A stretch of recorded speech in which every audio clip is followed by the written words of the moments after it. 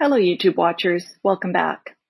I'm working on a two-part video to review and discuss the conversations behind the love triangle between Chris and Shanann Watts and the mistress, Nichol Kessinger. However, in this short video, I want to address three narratives that have been going around that I need to call bullshit on. Let's first address the claim that Nichol was Googling Shanann Watts in September of 2017, which would be almost a full year prior to the murders. Let's put this in perspective. First of all, there were several typos throughout the discovery documents, which were compiled by investigators, where interviews with various individuals were transcribed from audio or copied from other data sources. The police have since come out to confirm that the 2017 was in fact a typo, and it should have been 2018.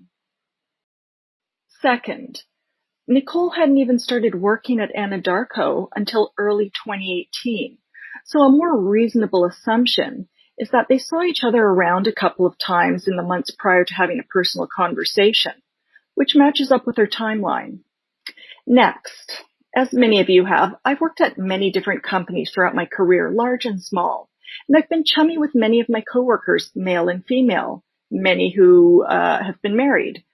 But most of the time, especially if the friendship was confined to the 9 to 5, they didn't always mention their spouse's name. And even if they did, they would have had to have told me several times before it would sink in. Also, considering these two had an attraction towards each other and there was a bit of flirting going on, I doubt Chris was wanting to drop Shanann's name. As far as he was concerned, he was already heading towards a separation at that point. Could she have searched for Chris on Facebook and gotten her name? Sure. But she'd only been with the company a few months before that and claimed to have started talking in late May, early June, and Chris was out in the field most of the time, so she wouldn't have had many occasions, I imagine, to interact with him when she first started her job. So if she did Google him and came across his wife's name, it's likely it didn't occur until sometime in June at the earliest. The other narrative surrounds Nichol's cell phone pinging off a cell tower in Frederick, Colorado on the morning of the murders, which is near where Chris and Shanann lived.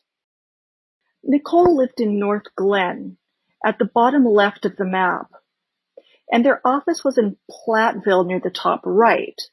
As you can see, Frederick is in the middle. Chances are 2 of the 3 possible routes could have caused her phone to ping in Frederick. Maybe there was a particular coffee shop or a bank she wanted to stop at, which was on the route through Frederick. Maybe she discovered it on one of her trips to the Watts house. And let's say she was at the Watts house and complicit in the murders. Why not make herself useful and clean up? Hide the wife's phone and purse.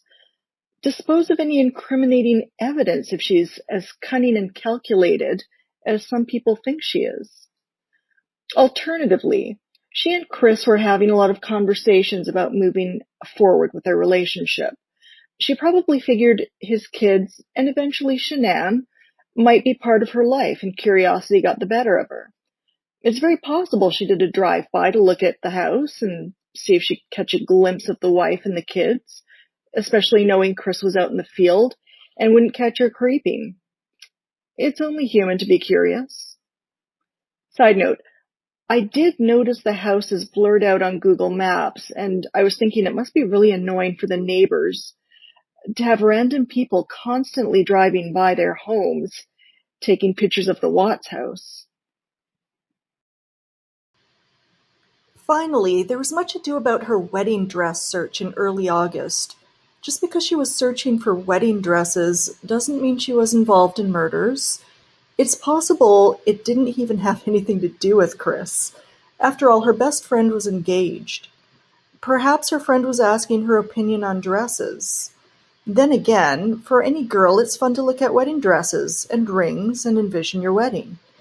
And it's so easy to go down a wormhole on sites like The Knot, where you can search for dresses, use the filters to narrow down the style, pick your material, pick your price point, and voila, and then you start all over again with a new filter and search criteria. I've done this on pages like the Porsche website as well. I'll customize my dream Porsche.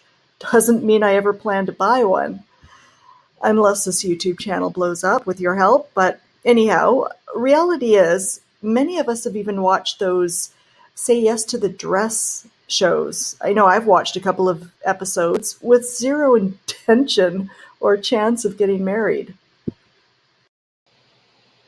I just needed to address those 3 issues before going into my upcoming videos because I don't want to take some random pieces of information and force them to fit a particular theory. It has to make some reasonable sense and follow logic. Did the mistress do some questionable things? It appears so, but that's for another video.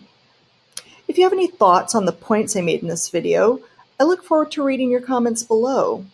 And thank you for those of you who do comment. I enjoy the discussions, and sometimes we learn something new or someone provides an equally reasonable explanation for something that other watchers wouldn't have considered. If you want to be notified of my next video uploads, don't forget to subscribe and hit the notification button. And thanks again for watching.